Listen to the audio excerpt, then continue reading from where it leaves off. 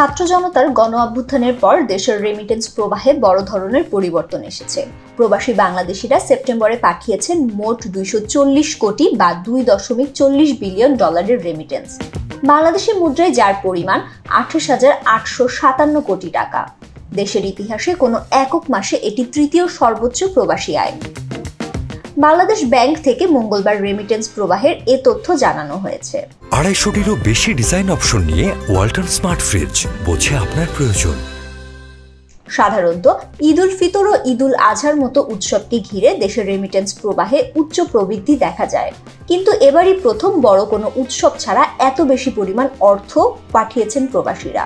কেন্দ্রীয় ব্যাংকের তথ্য পর্যালোচনা করলে দেখা যায় দেশে সর্বোচ্চ রেমিটেন্স এসেছে 2020 সালের জুলাই।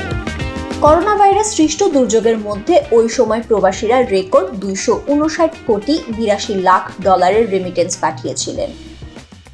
এরপর দ্বিতীয় সর্বোচ্চ $253 কোটি 86 লাখ রেমিটেন্স এসেছে চলতি বছরের জুনে।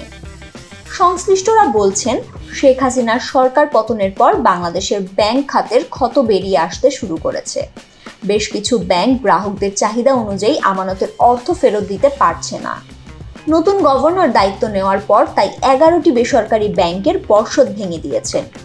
এ পরিস্থিতিতে প্রবাসীরা আতঙ্কিত হয়ে ব্যাংক বিমুখ হওয়ার কথা ছিল, কিন্তু রেমিটেন্স প্রবাহের চিত্র বলছে প্রবাসীরা সে পথে হাঁটেননি, বরং আগের যে কোনো সময়ের তুলনায় তারা বেশি আন্তরিকতা দিয়ে বৈধ পথে দেশের রেমিটেন্স পাঠাতে উৎসাহী হয়েছেন।